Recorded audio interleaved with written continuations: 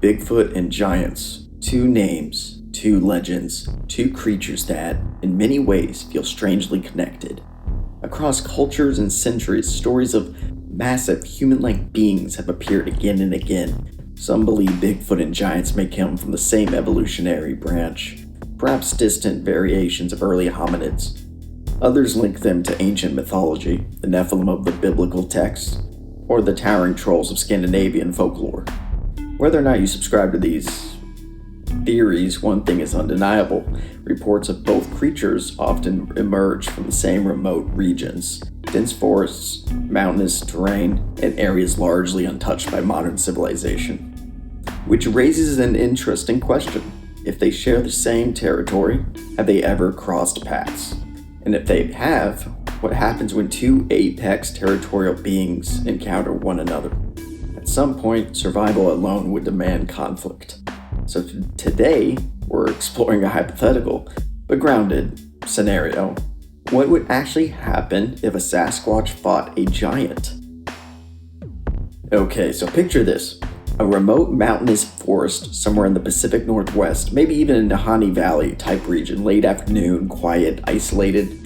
A Sasquatch family is gathered near a creek, drinking, foraging, existing within their territory. Then something enters their space. A giant, roughly 15 feet tall, massive frame, armed perhaps with a crude spear, a club, or a sharpened tree trunk. Not just powerful, but experienced in using that power. The Sasquatch, around 8 feet tall, immediately recognizes the threat, and more importantly, the father himself. He positions himself between the giant and his family. No hesitation, no warning needed. This isn't curiosity, this is territorial. Before anything physical happens, both creatures assess each other. They circle, they posture, they attempt to intimidate. This is consistent with known animal behavior, bears, gorillas, even humans. Displays of dominance often comes before direct conflict. But here's where the difference begins to matter. The giant relies on raw strength, size, and weaponry. The Sasquatch likely relies on agility, environmental awareness, and speed. One is walking force of destruction, the other is, well, a strategist. Now is when the fight begins. The Sasquatch makes the first move, keeping distance. It grabs a rock and hurls it towards the giant's head. The giant blocks it. Another large rock follows, this time with more force, but the giant swats it away almost effortlessly. Already we see the imbalance. The Sasquatch must work harder for every opening. The giant barely reacts, so the Sasquatch changes tactics.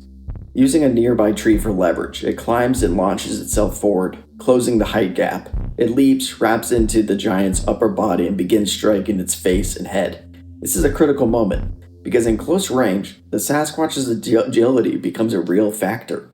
It's faster, more precise, harder to predict.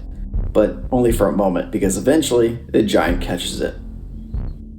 Once the giant gets a grip, everything changes. This becomes less of a fight and more of a survival struggle. The giant begins to crush the Sasquatch, sheer grip strength alone threatening to end it, but the Sasquatch fights back ferociously, biting, clawing, forcing the giant to release its hold. It escapes, barely.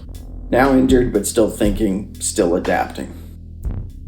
The Sasquatch shifts strategy again. It uses the environment, dirt to blind, terrain to trip, obstacles to great distance. At one point it manages to bring the giant down. The ground shakes, wildlife scatters. This is its chance. It uproots a dead tree and uses it as a weapon, striking repeatedly. But even this is not enough. The giant catches the makeshift weapon mid-swing, crushes it, and retaliates with an overwhelming force, launching the Sasquatch into a tree. At this stage, the difference becomes undeniable. The Sasquatch is fighting intelligently. The giant is fighting decisively. Desperate, the Sasquatch makes one last calculated move. It lifts a boulder, using everything it has left, then hurls it at the giant. But the giant partially blocks it, but the impact staggers it. The Sasquatch charges, but this time the giant is ready. It grabs the Sasquatch with both hands. No escape. In a final act of survival, the Sasquatch does the only thing it can. It goes for the eyes, blinding the giant completely. A brutal, effective move, but still not enough. Because even blind, the giant still has its strength. And this time, it doesn't let go. Overall, what happens? Giant wins. Not cleanly, of course, not easily, definitely not without consequence. A Sasquatch, despite being outmatched in size and strength, uses intelligence, adaptability, and environmental awareness to level the playing field as much as possible. It protects its family and inflicts permanent damage, and in doing so, ensures the giant will never hurt as effectively again. So what's the final verdict? Realistically?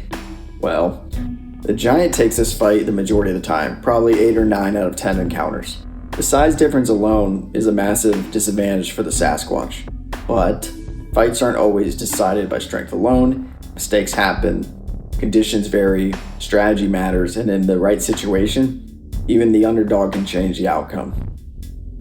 So, what did you guys think of this? Did this scenario play out the way you expected, or would you change the outcome? Please let me know in the comments.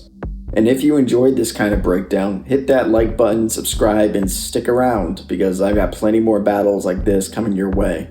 Thanks for watching. Mr. K out.